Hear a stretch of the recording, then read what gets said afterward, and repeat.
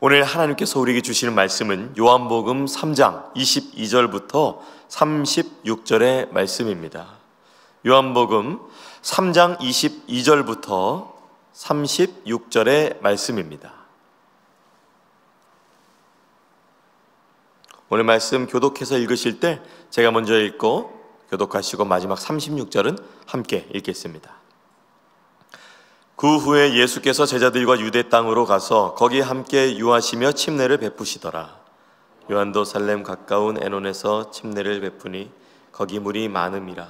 그러므로 사람들이 와서 침례를 받더라. 요한이 아직 옥에 갇히지 아니하였더라.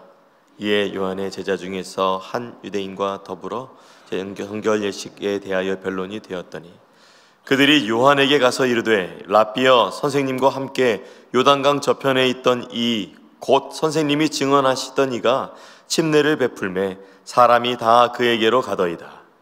요한이 대답하여 이르되 만일 하늘에서 주신 바 아니면 사람이 아무것도 받을 수 없느니라. 내가 말한 바 나는 그리스도가 아니요 그의 앞에 보내심을 받은 자라고 한 것을 증언할 자는 너희니라. 신부를 취하는 자는 신랑이나 서서 신랑의 음성을 듣는 친구가 크게 기뻐하나니 나는 이러한 기쁨으로 충만하였노라. 그는 흥하여야 하겠고 나는 쇠하여야 하리라 하니라. 위로부터 오시는 이는 만물 위에 계시고 땅에서 난 이는 땅에 속하여 땅에 속한 것을 말하느니라. 하늘로부터 오시는 이는 만물 위에 계시나니 그가 친히 보고 들은 것을 증언하되 그의 증언을 받는 자가 없도다. 그의 증언을 받는 자는 하나님이 참되시다는 것을 인쳤느니라. 하나님이 보내신 이는 하나님의 말씀을 하나니 이는 하나님이 성령을 한량없이 주심이니라. 아버지께서 아들을 사랑하사 만물을 다 그의 손에 주셨으니 다 함께 아들을 믿는 자에게는 영생이 있고 아들에게 순종하지 아니하는 자는 영생을 보지 못하고 도리어 하나님의 진노가 그 위에 머물러 있느니라. 아멘. 이제 침례 요한의 시대가 저물어 가고 예수님의 시대가 도래했습니다. 오늘 배경이 아주 독특한데요, 22절부터 23절에 이렇게 기록되어 있습니다. 그 후에 예수께서 제자들과 유대 땅으로 가서 거기 함께 유하시며 침례를 베푸시더라. 요한도 살렘 가까운 에논에서 침례를 베푸니 거기 물이 많음이라. 그러므로 사람들이 와서 침례를 받더라. 예수님과 제자들이 유대 땅으로 오셔서 침례를 베푸시는 장면이 나옵니다. 사실 유대 땅에서 침례를 베풀던 자가 있었는데 바로 침례 요한이었습니다. 마태복음 3장 1절에 보면 그때에 침례 요한이 이르러 유대 광야에서 전파하여 말하되라며 말하는 장면이 나오는데요, 유대 땅은 그의 사역의 지경이었습니다. 또 5절 말씀에 보면은 마태복음 3장 5절 말씀에 보면은 이때 예루살렘과 온 유대와 요단강 사방에서 다 그에게 나와 라고 말하면서 지역적으로도 유대 땅은 그의 사역의 지경이었고 또 그 주변 환경적으로도 모두가 나아올 수 있는 또 그런 자리가 바로 유대 땅이었습니다. 그런데 오늘 본문 보셔서 아시다시피 23절에 요한이 살렘 가까운 에논이라는 지역으로 자신의 침례를 주는 장소를 바꾸게 되는 것을 보게 됩니다. 왜 그가 자리를 옮기게 되었을까요? 바로 22절에 나타난 예수님이 유대 땅으로 가시고 거기서 제자들과 함께 침례를 베푸시자 예수님을 위해서 비켜드린 것입니다. 자리를 옮겨드린 것입니다. 예수님이 오시기 전까지만 해도 침례 요한에게 침례를 받는 사람들이 상당히 많았던 것은 우리가 성경적으로 보아 알 수 있는 부분인데요, 요한에게서 오던 많은 사람들이 이제는 요한이 아니라 이제 예수님께로 향하고 있습니다. 이 장면이 요한의 제자에게 보였던 것입니다. 저는 오늘 말씀을 통해서 하나님 안에서 자신이 누구인지 아는 자의 고백은 자신이 누구인지 모르는 자의 고백과는 다르다는 것을 보게 되었습니다. 하나님 안에서 자신이 누군지 아는 침례 요한의 고백과 하나님 안에서 자신이 누군지 모르는 침례 요한의 제자의 고백은 달랐습니다. 침례 요한이 보는 관점과 또 침례 요한의 제자가 보는 관점이 달랐습니다. 하나님께서는 요한에게 자신의 역할을 제대로 인지하지 못했던 요한의 제자에게 침례 요한은 이렇게 말을 하는데요, 25절에서 26절 말씀입니다. 이에 요한의 제자 중에서 한 유대인과 더불어 정결 예식에 대하여 변론이 되었더니 그들이 요한에게 가서 이르되 랍비여, 선생님과 함께 요단강 저편에 있더니 곧 선생님이 증언하시더니가 침례를 베풀매 사람이 다 그에게로 가더이다. 말씀을 이렇게 보니까 침례 요한의 제자들이 한 유대인과 정결 예식에 대해서 변론 중이었습니다. 그러니까 싸우고 있었던 중이었습니다. 이에 대해서 성경학자들은 무슨 이유인지는 알 수는 없지만 그들은 정결 의식에 대해 변론이 있었고 아마도 그 이후에 침례로 대화의 내용이 이어졌을 것이라고 보고 있습니다. 한 유대인과 더불어 정결 예식에 대해서 변론하던 침례 요한의 제자들이 침례 요한에게 갔습니다. 그리고 예수님께 더 많은 사람들이 침례를 받는 것을 듣고, 그 소식을 듣고 아마 그 침례 요한의 제자들은 위기감을 느꼈을 것입니다. 또한 경쟁심도 있었을 것입니다. 다 그에게로 가더라 라는 말씀을 보면 모든 사람들이 그에게 가더이다 라는 뜻을 담고 있는데요, 모든 사람이 간 게 아니라 그만큼 많은 사람들이 갔다는 것을 강조하는 뜻입니다.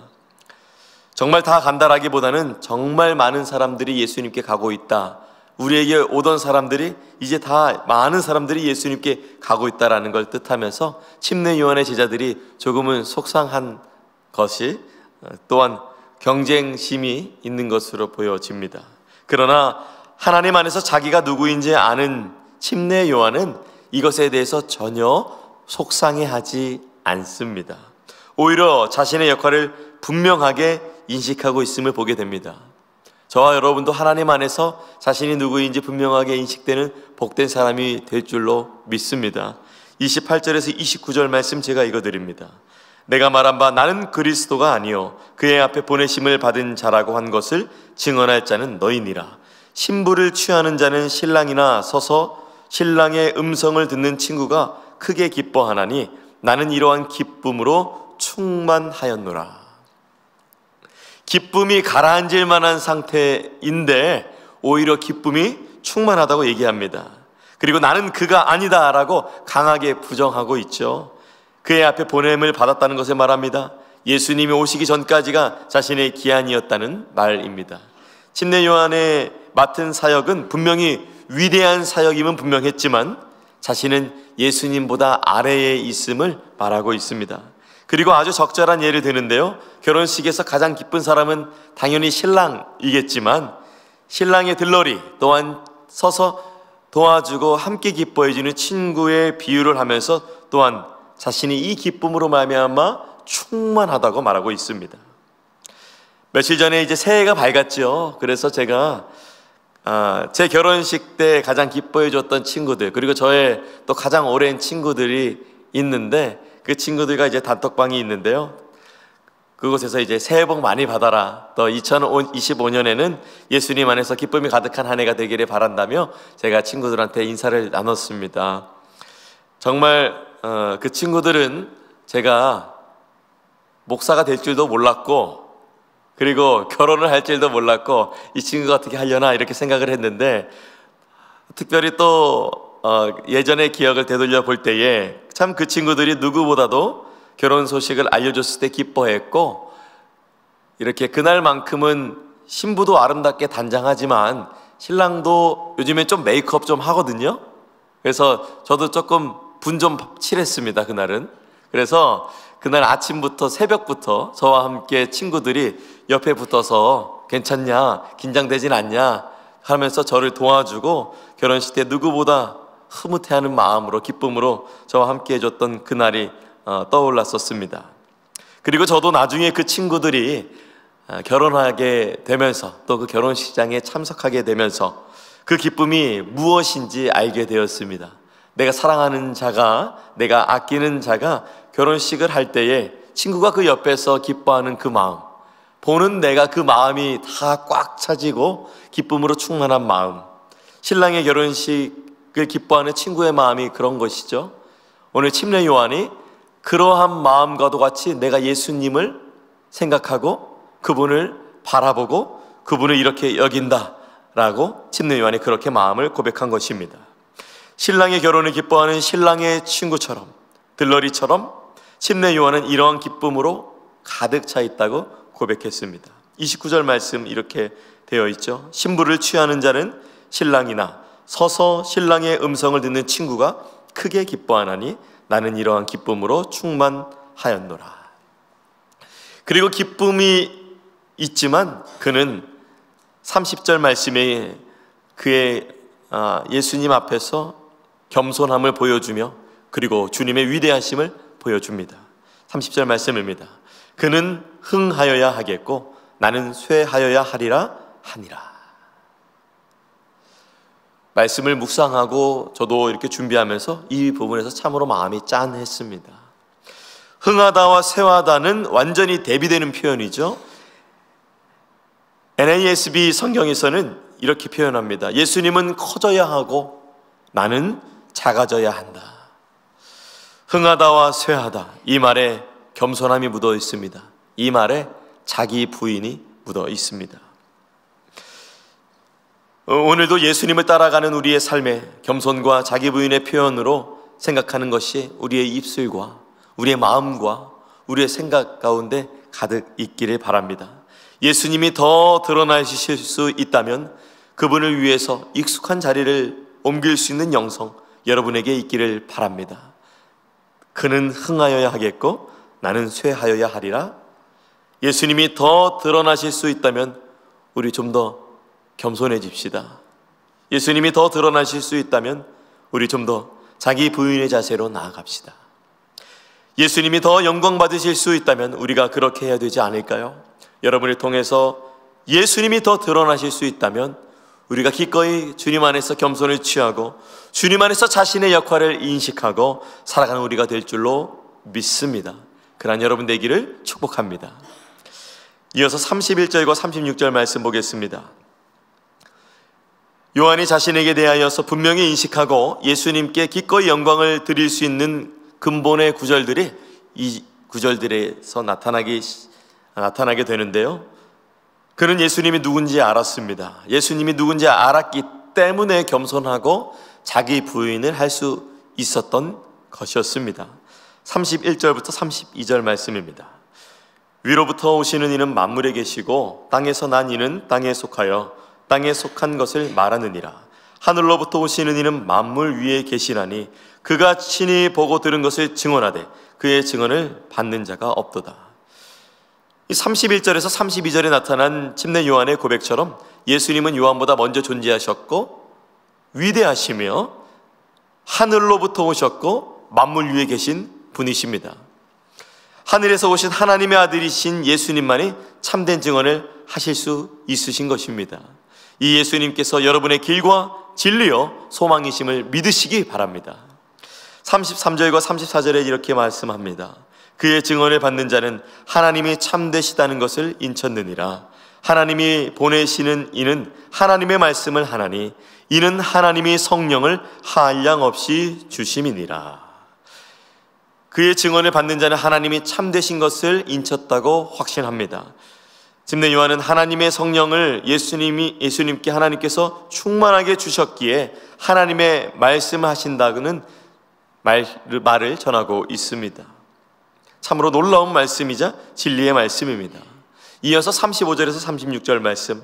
아버지께서 아들을 사랑하사 만물을 다 그의 손에 주셨으니 아들을 믿는 자에게는 영생이 있고 아들에게 순종하지 아니하는 자는 영생을 보지 못하고 도리어 하나님의 진노가 그 위에 머물러 있느니라.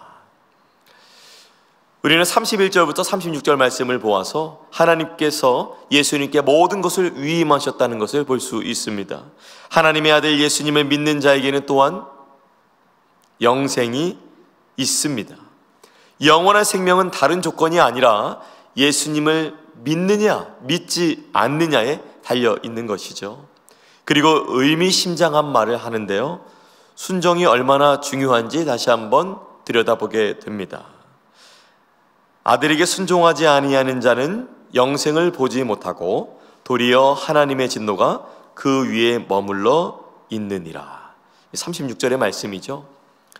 예수님께 순종하지 않는 자는 그저 순종하지 않음에 머무는 것이 아니라 영생과 하나님의 진노까지 다 있는 것을 보게 됩니다.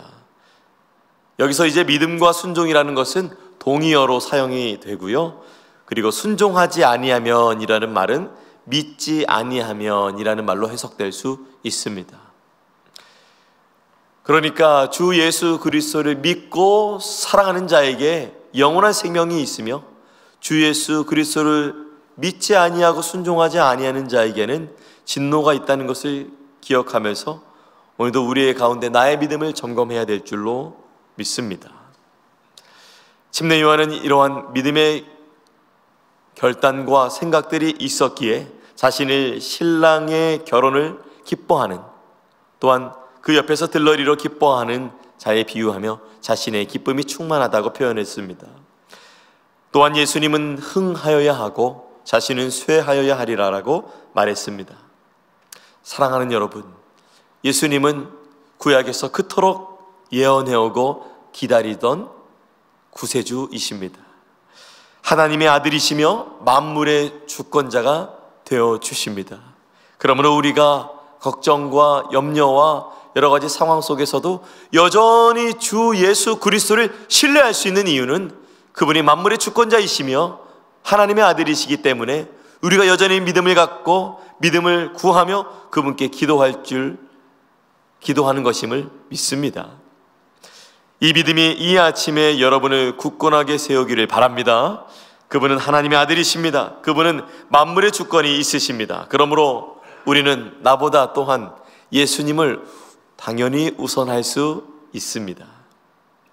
나는 쇠하더라도 그분이 흥하신다면 기꺼이 그럴 수 있는 오늘 하루, 그러한 성도 되시기를 예수님의 이름으로 축원합니다. 기도하겠습니다. 주님, 우리의 삶 속에서 주님이 더욱 드러나시길 원합니다. 우리를 통해 영광을 받아 주시옵소서. 하나님 안에서 내가 누구인지 알고 무엇보다 하나님의 아들 예수님이 누구인지 확신하게 하여 주옵소서. 흔들리는 세상 속에서 흔들리지 않는 유일한 비결은 예수님이 누구신지 알고 예수님이 하나님의 아들이심을 믿고 모든 만물의 주권자가 되시는 구원자가 되심을 믿고 나아가는 것이 바로 믿음이 흔들리지 않는 유일한 비결임을 믿습니다. 그러한 주님께 나의 영광을 위해 주님을 이용하지 말고 오히려 주님의 영광을 위해 나를 사용하여 달라는 기도를 드리게 하여 주옵소서.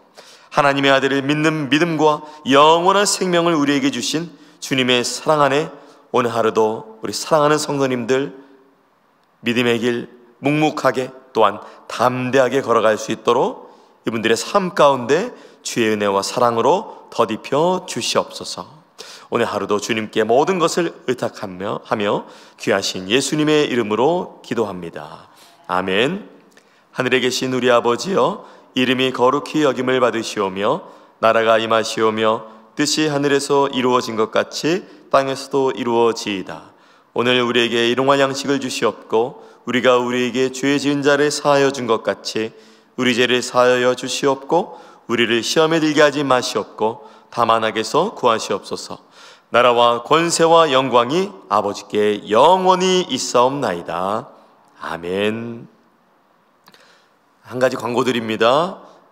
베델교회 신년 특별 새벽 기도회를 담임 목사님께서 현재 인도하고 계시는데요, 또 말씀 사역 잘 또 전할 수 있도록 또 기도 중에 함께 기도해 주시면 감사드리겠습니다. 계속해서 여러분 개인의 기도의 제목 가운데 하나님 함께 하실 줄 믿습니다. 개인의 기도의 제목으로 기도하시겠습니다.